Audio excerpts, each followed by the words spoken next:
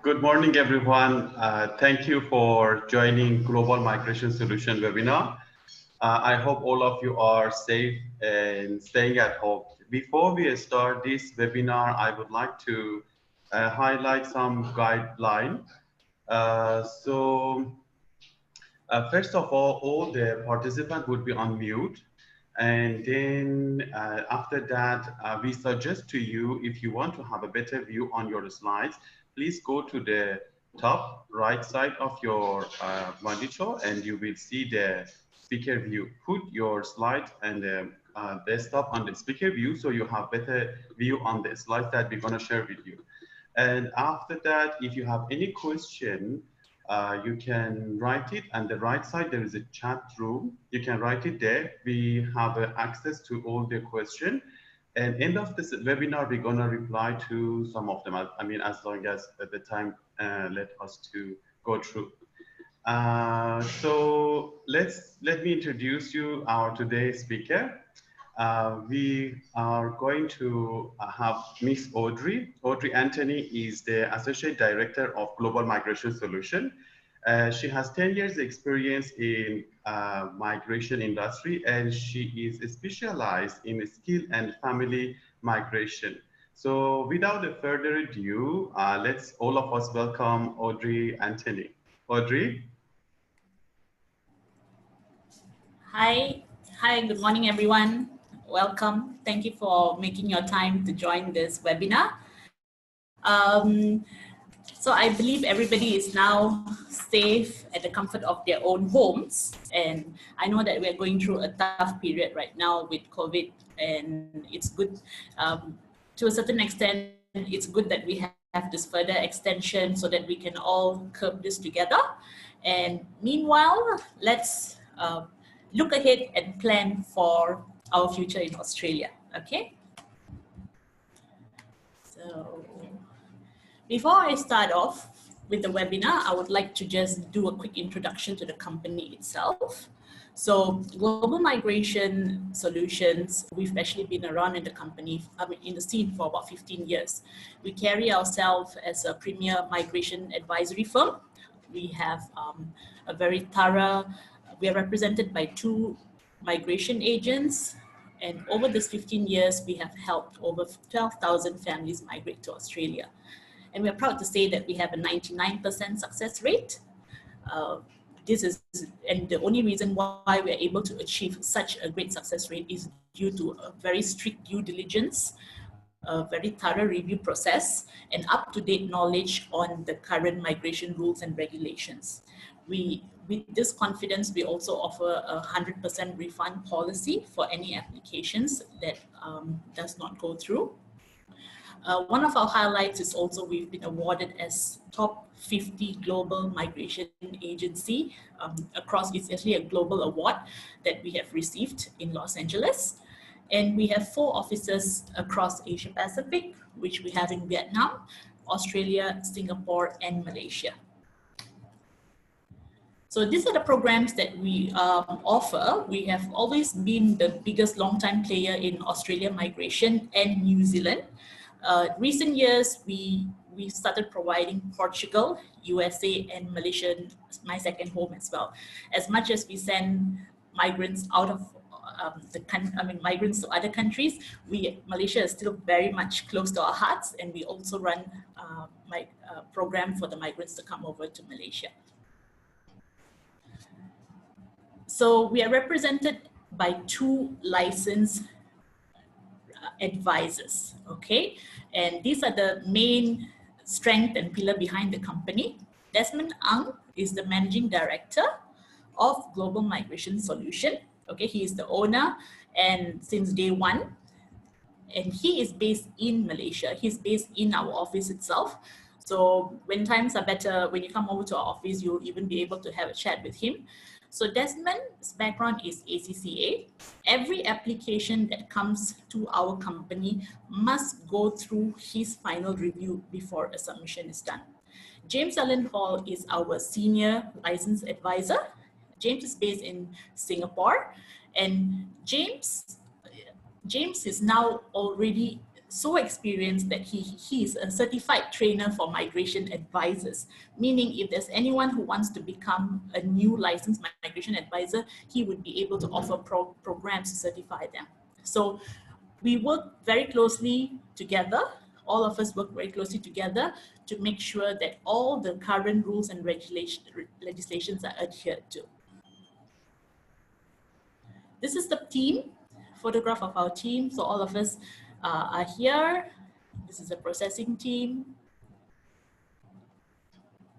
And it's important for you to note that a licensed advisor has a registration like this. The registration needs to be current.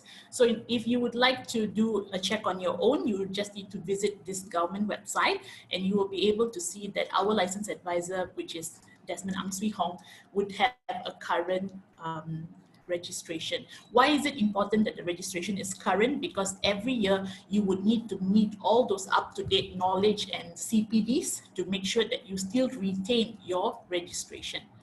So this is very important, yeah? Okay, so that was about the company. Now let's get into getting to know Australia a little bit more. So Australia has 6 states and 2 territories. The highest populated state is New South Wales, where Sydney is. Melbourne is really catching up very closely. So one of the most, let me just share with you an interesting fact. Australia has about 25 million people, and in Malaysia, there's about 31 to 32. So we are actually more populated than Australia, while Australia is about 23 times bigger than us. So that's really interesting to know. And where are most Malaysians migrating? I think this is a very interesting statistic to know that, of course, let's not talk about Singapore because Singapore is just our neighbor. But where else do Malaysia prefer to migrate? The top is Australia. So later we'll be learning why Australia is a top migration destination, especially not just globally, but for Malaysians, right? So we will come to that soon. One of the most important factor that makes Australia a favorite migration destination is because they are very much known for their world-class education system, all right? The education system in Australia is very different. It's not just purely academic. It also makes you to become street smart, okay? And that is why Australia has also been winning world's most livable city year after year. If you look into the OECD index, every year an Australian city will definitely be in the top 10. In fact, there was, I believe, was that in 2016, where there were 4 states, which is Sydney, Melbourne, Perth, and Adelaide, that made up 4 of the top 10 cities in Australia. So why is Australia always winning this world's most livable city? There are a lot of factors that contributes to it. It all depends on the political stability, the economic stability, the infrastructure, and these are all the contributing factors that makes Australia livable. They also have an advanced health service, okay, and as an Australian resident, you will have free medical benefits to the government services. Housing is also affordable if you compare it to other cities in the world that are very popular, for example, New York or England. Australia's house, what is the median house pricing in Australia? It's only about 500,000 AUD for a landed property with 2 bedrooms or so. It's also very multicultural. And how is that? Because Australia has been running the migration program for the longest time, and 70% of Australian population is actually migrants. So you'll actually see a very diverse culture, and that also what makes a migrant to adapt well to Australia. We saw that Malaysians are mostly in Australia. Why is that? Other than the distance, what is the other factor? It is because for some reason you can actually adapt easier when you're in Australia. You don't feel like you're alienated in a different planet or something like that. So this is because of the multicultural society is there, all right? And many, when I ask a lot of singles, why do they actually want to migrate to Australia? the most important thing they like to answer is work-life balance. All right. So what is work-life balance? What is work-life balance? Because in Australia, there's a lot of priority being given to your own self, okay, your individual and your own family time. The culture of working 9 to 5 is very much adhered to. Okay, to a certain extent in Australia, if you actually end up working more than your usual working hours, your employer actually regard you as not being very productive. Okay, so there's a lot of time that you have for your own self-development other than just pursuing your career. So this makes everything very, very appealing. That is why so far, even in terms of the services we provide, there are a lot of clients coming and asking to seek for Australian migration. All right. All right. So a lot of Australian universities also top in the world, top 100 in the world. And what are the top 10 universities in Australia itself? There's many, such as University of Melbourne, University of Western Australia, University of Adelaide, Monash. It's very popular. A lot of our clients actually send their students to study in this sort of universities. And the main reason why they like to pursue Australian migration is also because when you're a resident, you would be getting, you'll be only paying 30% of the fee. All right. Okay. Let's go to the next slide. Let's go to the next slide. This shows the fees. So as you can see here, the fees that you would actually pay as an Australian citizen or a resident is cheaper than what an international person pays. Okay. All right. Now let's look at the top 10 Australian benefits. So as an Australian PR, you would be having Medicare benefits, all right? So you get free healthcare in the government, all right? You can live and work anywhere in Australia indefinitely. You also have family tax relief benefits. These are usually for income earners below 100,000 per annum. There are like family tax benefit A, family tax benefit B, where you'll be given like fortnightly allowance for school-going children. This sometimes amounts up to 100 plus per child per tax benefit, which is very, very attractive. Free and subsidized education. Primary and secondary school is usually free, okay? And in terms of your tertiary education that we saw earlier, enrolling into like universities, you would usually pay up to 30% only of what an international student would pay.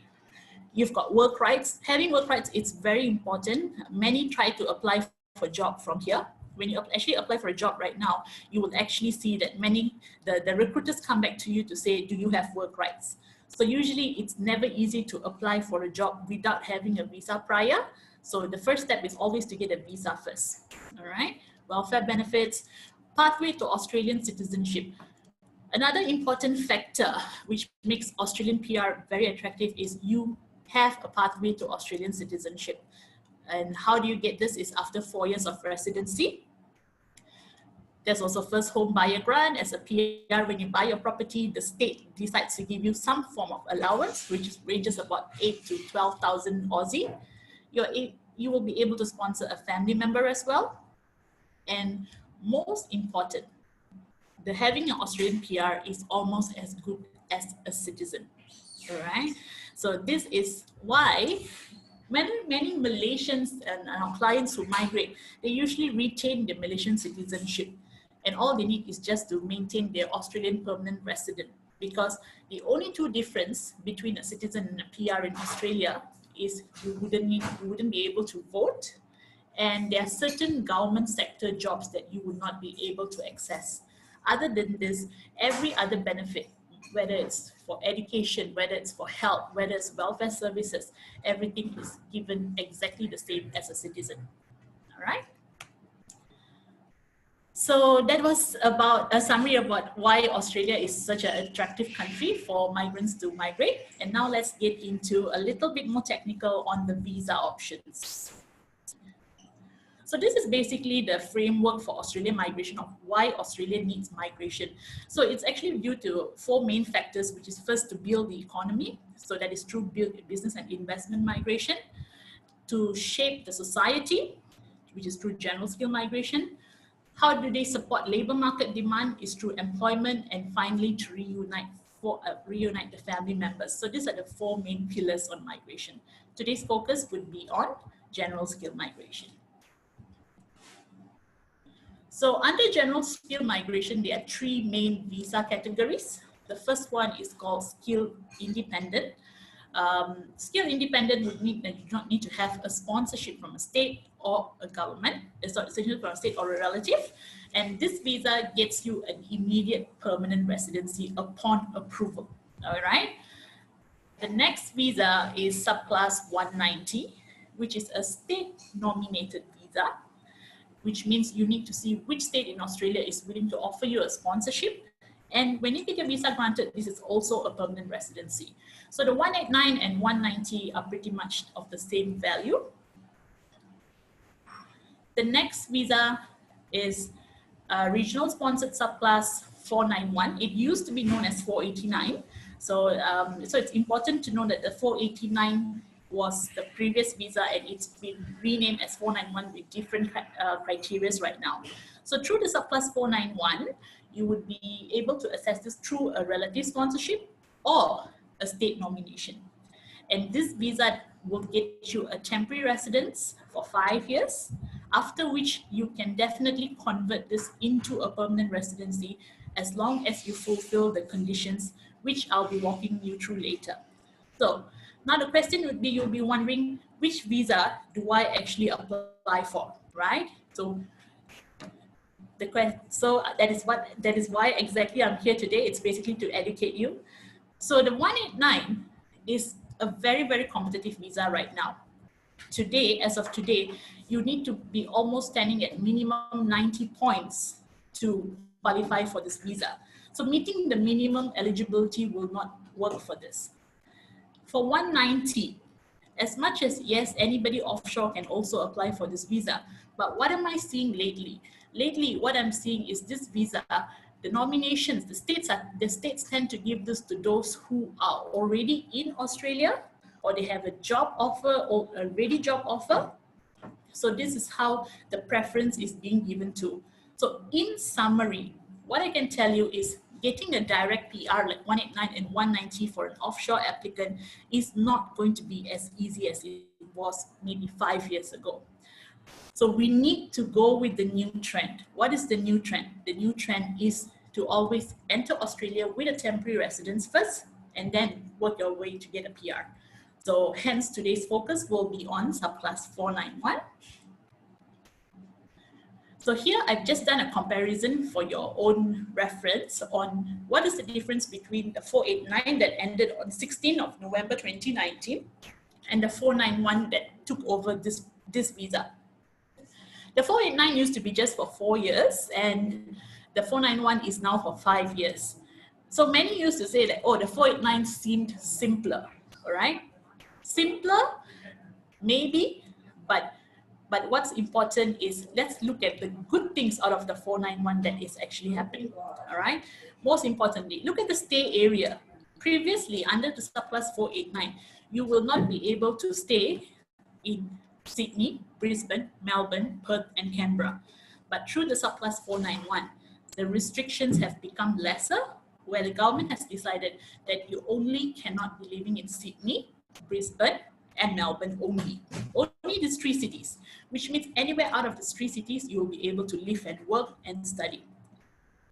And the most important entitlement, which every migrant would always want to have when you first go to a country, is to make sure that you are covered in terms of your healthcare and your family's well-being. So this was not available under subclass 489, but under subclass 491, the fact that you would be required to pay tax for 3 years before you convert to a PR, you will be able to receive the free medical as well. All right. So how does 491 work? It's a 5 years visa. All you need to do is live in a regional area for 3 years and also work in a regional area for 3 years with an income, taxable income of 53,900 per annum. So you may ask, is this achievable? We've done a thorough research. We've spoken to job experts, our business associates who actually provide all this job assistance. And we are certain that this 53,900 per annum is definitely achievable income. I welcome you to do your own search. You can just go to a government website to find for job in terms of salary range. You would even see that even when we go for a lowest position, for example, let's just say a general clerk. A general clerk would, average income for a general clerk per week is 1,100 per week, okay? And here, all of you, our clients, are going with a certain skill, okay? Even if it's marketing or HR. So achieving a 4,500 salary per month is definitely achievable. Do your research and you will know. So do not make this criteria get you to panic, because you will know that it's something achievable, all right? So what is the benefit of subclass 491?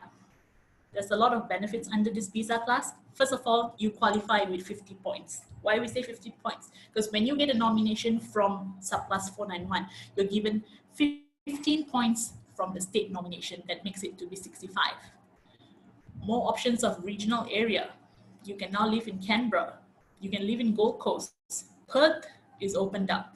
The moment they've announced that Perth is now a regional area, we suddenly saw an increase of interest for clients coming forward to subclass 491, when previously they did not want to apply for the 489 because Perth was not allowed.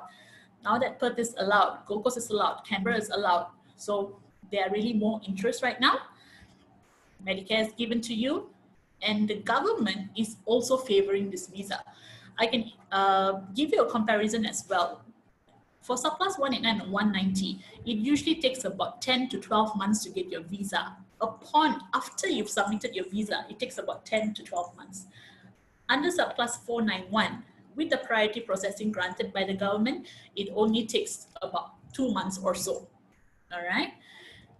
Your children, if you have kids, you still have free primary and secondary school education, and you've got full work rights.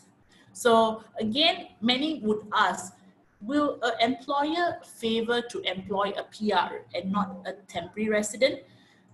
No such thing. Though you hold by the title called temporary residence, but please note that your temporary resident gives you full work rights, and it allows you to be in Australia for 5 years and allows you to convert into a full permanent residency. This is not like any other TR, like a work holiday visa. It's not comparable to that because this is a residency visa. Okay. And one of the important factors that I'll also like to share that we were very, very happy to find out is about a proposed amendment in terms of the benefit for the new subclass 491. This is actually a snippet that we took from the Parliament website, okay?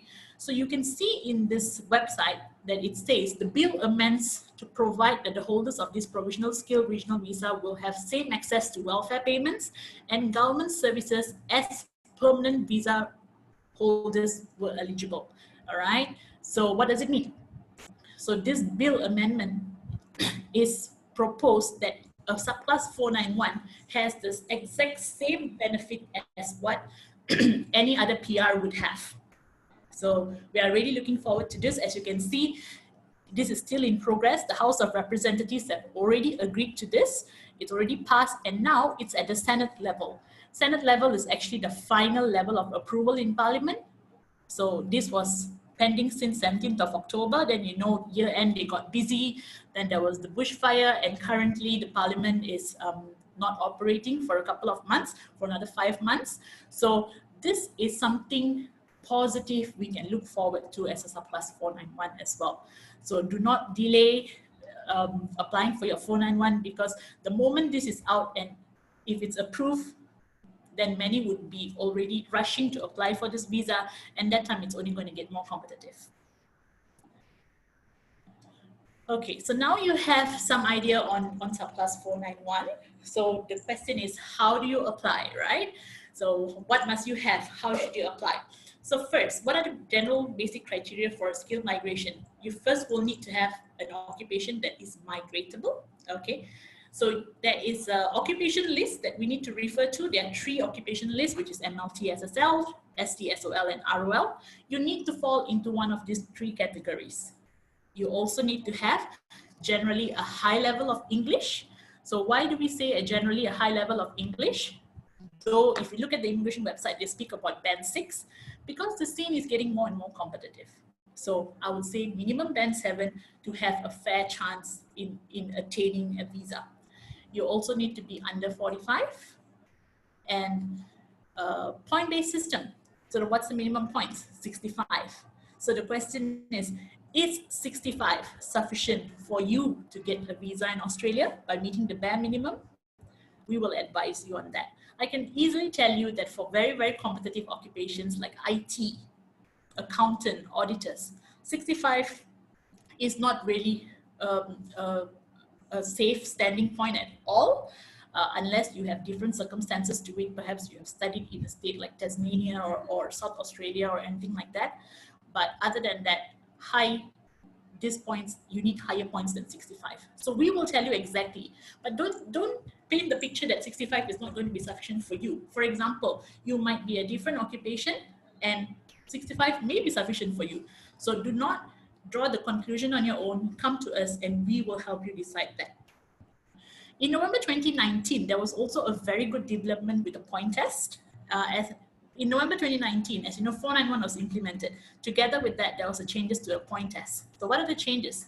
Through 491, you will be getting 15 points into your point test by default. And singles, finally, a good news for singles. If you're single or you do not have a spouse, which means if you're separated or divorced, you would actually get 10 points again by default into your point test. And if you have married and you have a partner with a skill on the occupation list and with the English, you can get 10 points.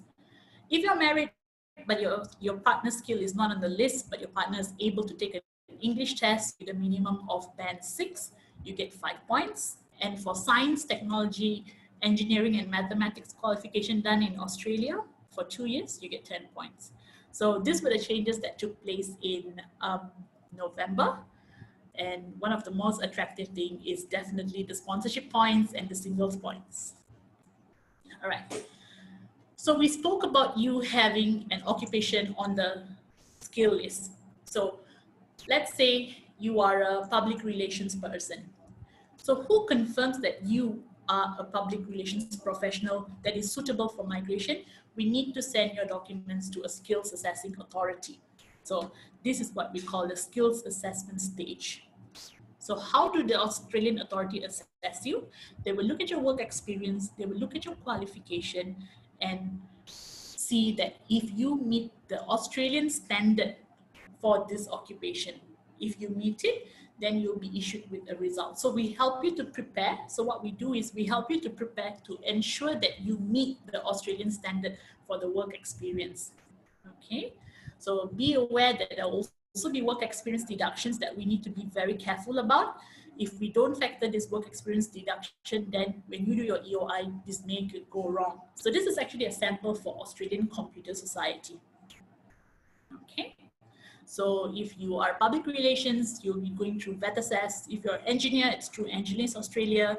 So we need to submit it to the right authorities. So that's one. Next, the English test. All right, so the English test is a must-have. Okay, it's really, really a must-have. Competent, we don't talk about competent these days. Minimum needs to be proficient. And in fact, for most of my clients, I usually try to push them up to get a superior score of 79, which is usually very much achievable through PTE. So PTE is the English test that we really recommend. We have personally seen our own clients getting superior scores through PTE that they could not get it through IELTS. So PTE is the way forward. So you must have an English test. Next, you would need to get an invitation to submit a visa. So how do you get an invitation? Basically, you need to express an application called expression of interest. And how do you get an invitation is 2 ways. If you're doing the Subclass 189 or a 491 relative sponsorship, you would be selected based on how high your points are. So in this category, without a doubt, points matters.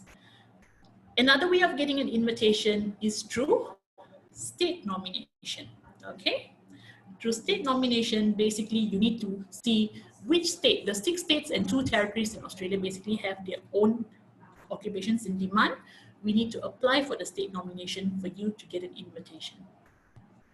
All right, so these are the ones that I was talking about earlier. So it's not that easy to get a state nomination if you do not know how to do it the right way. Some states have hidden challenges and requirements.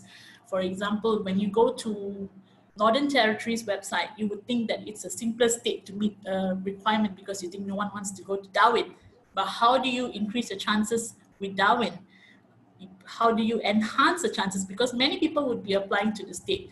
So you need to be doing your paperwork very accurately to make sure that you're meeting the state's requirement, right?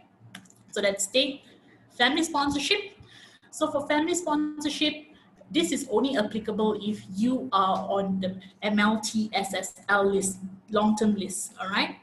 So, and it's been quite a long time since we did a family sponsorship because the priority in terms of the quota being given to the family sponsorship is very, very less.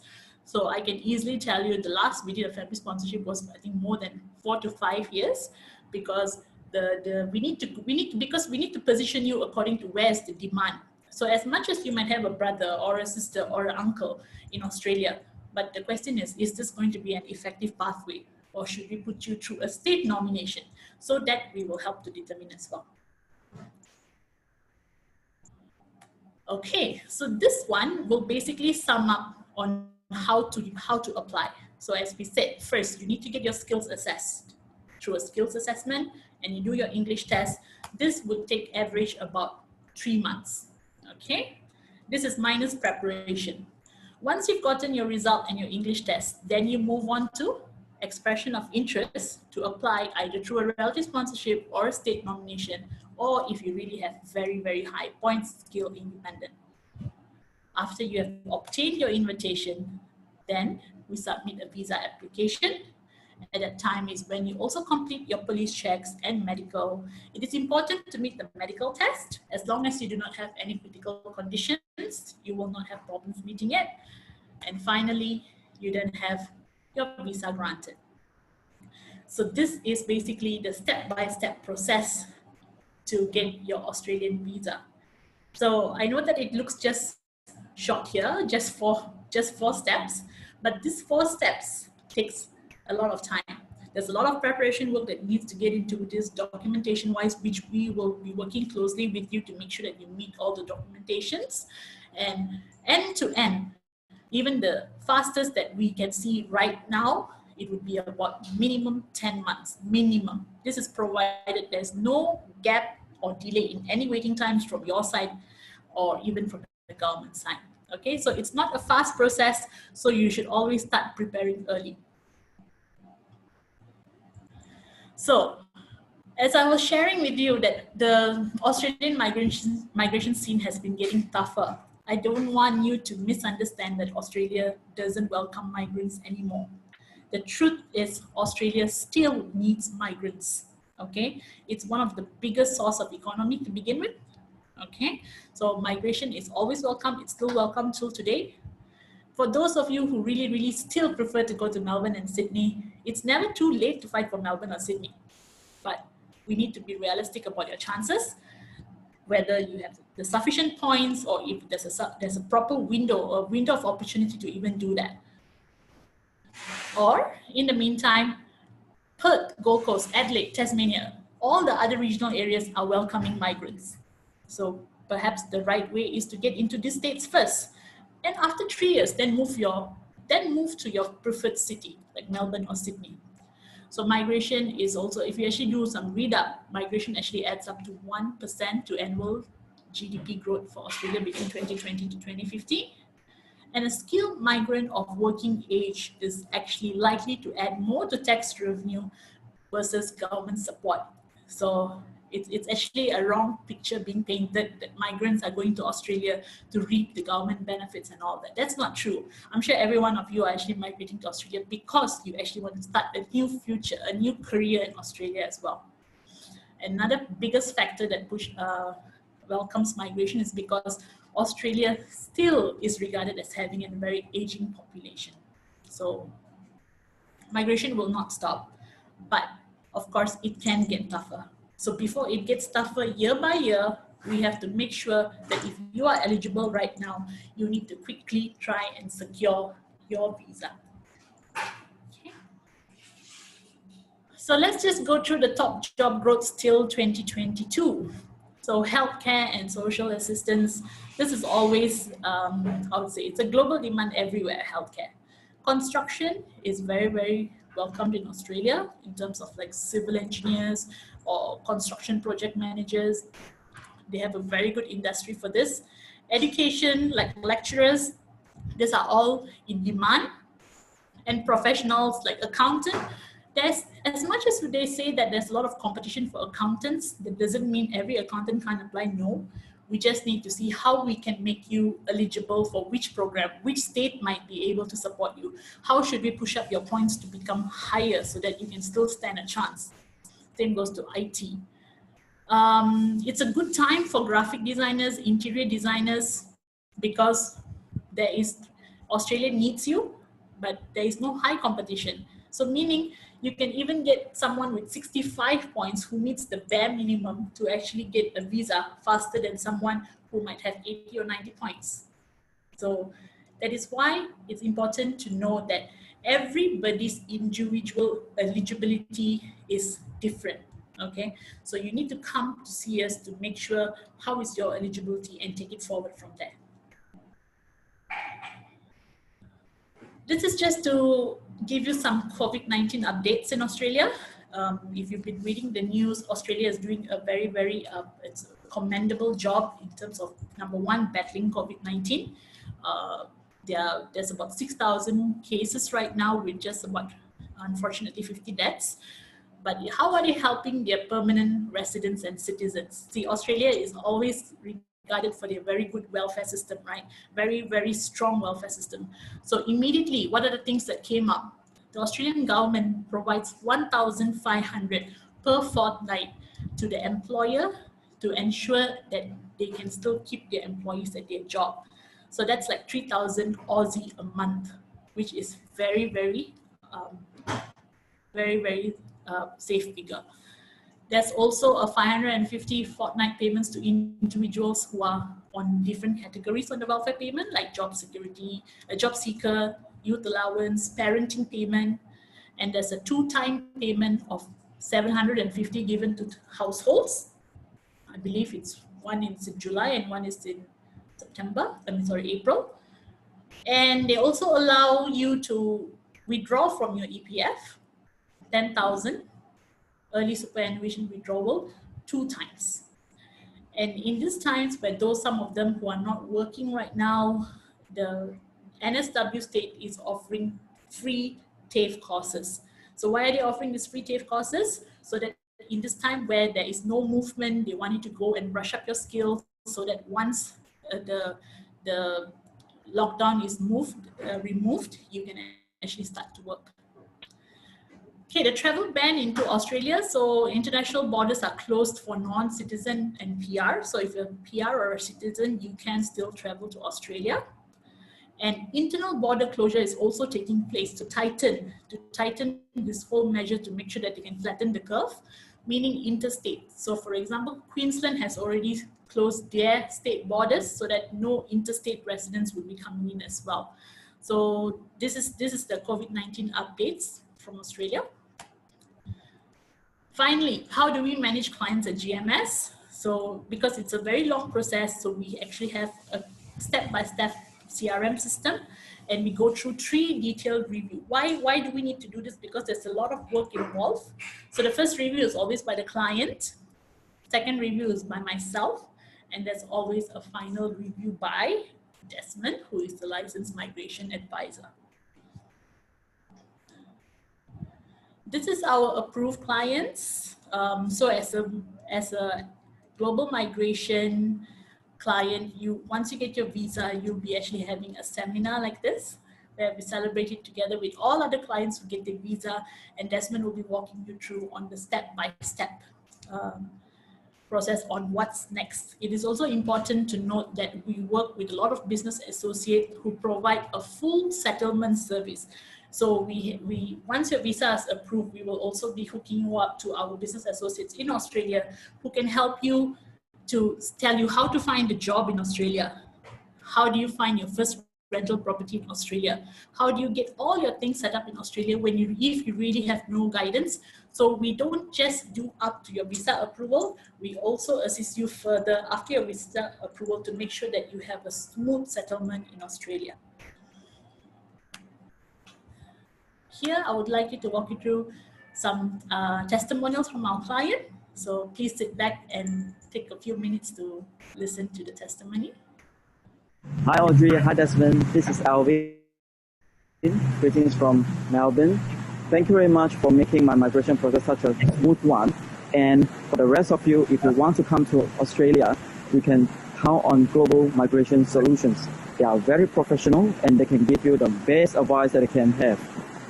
Well, the life in Melbourne is great, it's terrific, and my kids, they love, enjoy schooling here, and it's very holistic. Compared to many of you that you want to have a better education, this is the place that you should come. And I have work-life balance here, and I enjoy very much spending good time with my wife, good time with my kids, and the rest of the time with my family members, my relatives and friends over here. And good luck to the rest of you. Thank you. Hi, I'm Kim, and this is my husband Sanjay. We engaged Global Migration in 2013 to help us with our visa application. We got our PR within 8 months from the moment we met Global to visa grant. Yeah, so we found working with Global great. We've had a great working experience with them. They've been very professional and efficient. They've helped guide us through the entire process. They helped, identify the exact visa that would suit our requirements to get a permanent residency. And we've moved here since 2015. And we love our new home. The public transport's great. It's safe. I cycle to work. So yeah, it's clean. Yep. Good infrastructure and good quality of life. Yep. So so we'd like to say a big thank you to Global. Yep. And Audrey for helping us with our PR. Yep. All right. Thank you. Bye-bye. Hi, good morning. This is Sahaj here. Hi, this is Shama here. And we are here to give you a brief idea and just summarize the journey that we had. It was a very nice experience with Global Migration team, and choosing a migration agent involves a lot of decision making, and we had a lot of choices both international. But in the end, Global Migration team has given us the full confidence that we required to make this decision. And I'm really happy because right from the day we entered their office, it was really, we thought we made a best choice. Yes, selecting a migration consultant was a really daunting task for us. We didn't know where to begin, what questions to ask, but Global Migration Solutions made a significant difference to our decision. The belief that their team can take us there was the best part. We put our complete trust on their team. Yeah, and then I'll also like to add here that we had few references and we did our research also. And finally the decision was right that we wanted to engage with Global Migration and follow them until the outcome. The entire process was handled by the expertise and special team. Timely updates and information on the status mattered to us the most, and we were not disappointed. We respect and highly recommend Global Migration Solution. Yeah, and I think I'd like to give you a big thanks to Audrey and Jean. Desmond. Yeah, and the entire global Migration Solutions team for making our dream come true. Yeah, so we are really happy with you guys. Yes. Thank you. Thank you. Thank you.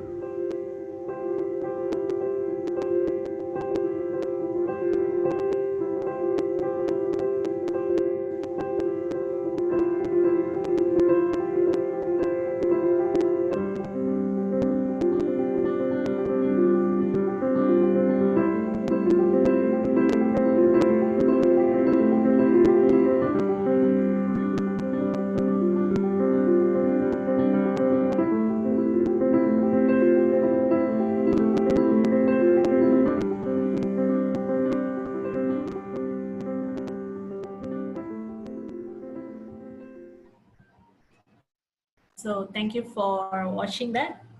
It's very, very heartwarming to get all this appreciation from the clients. And we hope that there'll be one time where you would be able to be in the position to say such words as well. Okay, so what's the next step? So advice to choose an agent. So many clients actually ask us whether it would actually be better if they select an agent that is based in Australia. Let me be honest with you, there's actually no difference to it, because being in Australia, you cannot be walking physically to an immigration office to move things. The skill migration application is an online application, which means you can do it from anywhere in the world, which is why we have clients who are, for example, based in Iran, based in Hong Kong, based in China, based in Vietnam. We can still do it from Malaysia. What is important for you would be an easy accessibility to us. So if you want to come and see us, you can always come to the office, to call us during local hours and not wait at another working time or something like that. So it's better to have a better accessibility to us. Expect open and clear cost breakdown. Okay, during the consultation, I'll be actually walking you through the detailed cost breakdown, and then do not be pressured into signing or to start the process. As much as we know that Australian migration is good for you, you also need to make sure if this is personally good for you and your own family circumstances. Okay. So how will you get there? What is the next step? You're currently in step 1, by the way, because you have considered this, and hence why you are attending this webinar today. So what's the next step? The next step is for you to book a consultation with us. So in this consultation, it will be me who would be personally going through with you your eligibility and where you stand. So I'll be looking at your CV, assessing your employment experience, your qualification, and let you know how is your chance. So one thing you can be very certain to get from us is transparent and genuine advice. We will tell you exactly where you stand and how is it going to be for you based on the current situation. And if we find that your chances are not going to be that good, we will also be honest about that to you. So please come forward to the consultation. And most importantly, I believe that the most important thing that I need to let you know is please understand that during immigration is still operating. There is no lockdown for immigration. There is a travel ban, yes, but immigration is a business as usual. We are still getting skills assessment results coming in. We are still getting state nomination invitations coming in. So it's business as usual. So do not panic now with the current COVID-19 situation. In fact, you should stay calm and start to prepare ahead for it, because the states are going to reopen as usual in July. New fiscal year is going to kick in. So if you're going to wait, you're just going to lose out on time. In fact, if you think that you have a bit more time right now working from home, I hope, okay, start preparing to plan for your future in Australia. So that's all from me. In order to get in touch with us, please contact the number here, and you will be directed to my colleague Sam, who would be the person who will be assisting with all the queries. For now, I am open for questions, and I hope you have a beneficial session today. Sam, do I have any questions? Yes, hi again, everyone. So, Audrey, the good thing is we received a lot of questions. I have selected few that it's repeated from everyone. So I go one by one and you let everyone know. So first of all, if the first question is whether for 491, can you run your business? So the question is, if I get the 491, can I eligible to run my business? Okay, all right. Okay, thanks. That's actually a very good question because I noticed I did not cover that earlier. So as we know, in order for you to be able to convert to a PR, you must meet a taxable income of 54,000 per annum for 3 years, right? So this can be your own business, you can be self-employed. So that is again a very, very good flexibility.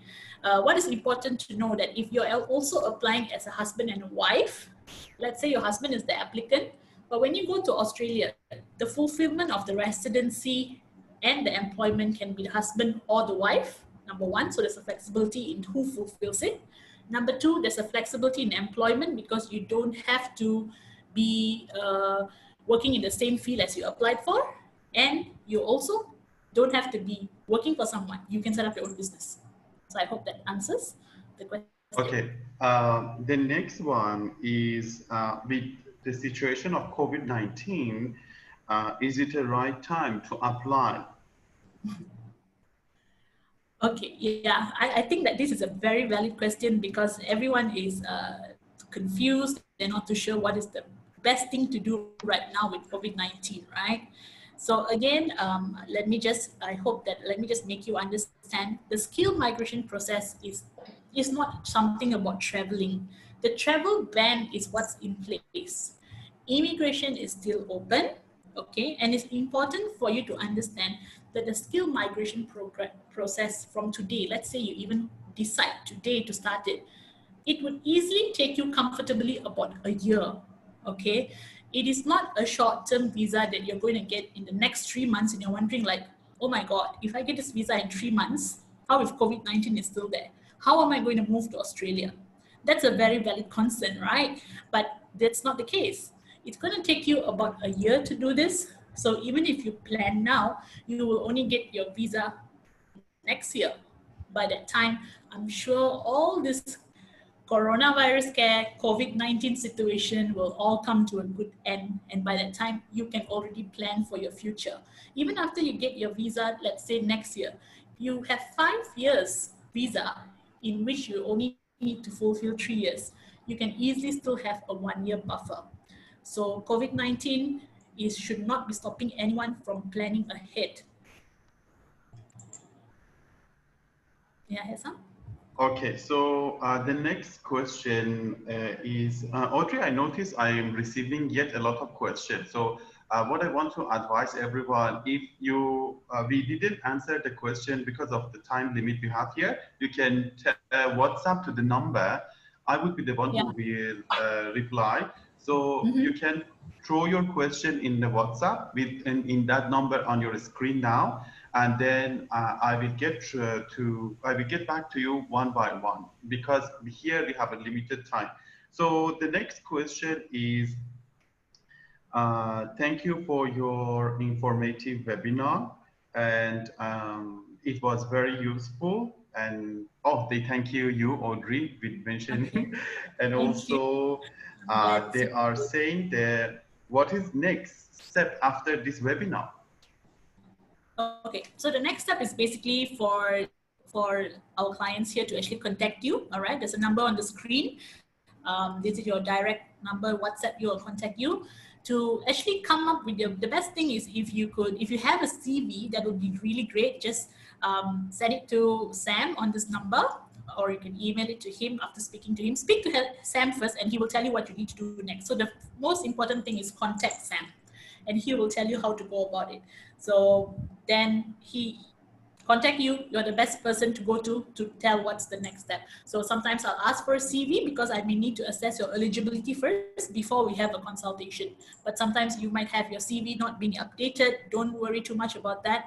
Sam will just get a quick summary from you of what's your qualification, what's your work experience, and if he thinks, then he will actually pass you on to fix a consultation with me. Okay, Audrey, the last question I want to go through because how I select this question or the one that they most asking. So yes, the last question is it advisable for first take a PTE or IELTS or English exam test before approaching your team, or I can do this concurrently? What do you think? Oh, okay.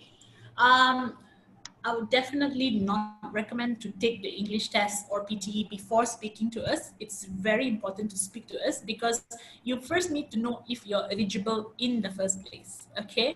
I mean, I don't mean to be negative, but first see if you're eligible, because there's no point you do not know where you stand, what you need to score, or even if you would qualify for a migration and enroll into courses or sit for the English test. I personally have seen a case where they spend 1,000 plus or 2,000 ringgit getting into a course, coming and seeing me after that for the first time, and I said that this person actually can't migrate, you know. So that's not the first step.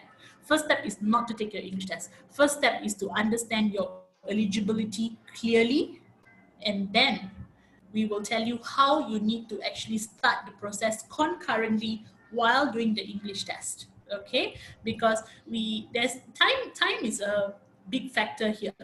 So you cannot be spending 2 to 3 months just to get your English test first before you start the first process. So after we find that you are eligible, we will advise you how you can do it concurrently. Okay, awesome. Audrey, there is a lot more question, but then again, I advise all the guests, please add the number on the screen and WhatsApp me your question. We will go through one by one together. That would be great. Sure. But Audrey, thank you so much for your time being with us. And thanks for everyone attend to this seminar. I hope webinar. I hope it's useful. To let you know, we're gonna have weekly basis news and seminar, which is a webinar. Sorry. So if you want to be updated and stay tuned, you can be with us that how this webinar weekly going on. But once more, thank you so much and have a great weekend ahead. Goodbye, everyone. Thank you. Thank you. Thank you. Thank you, everyone. Thank you for your time. Stay safe. Bye.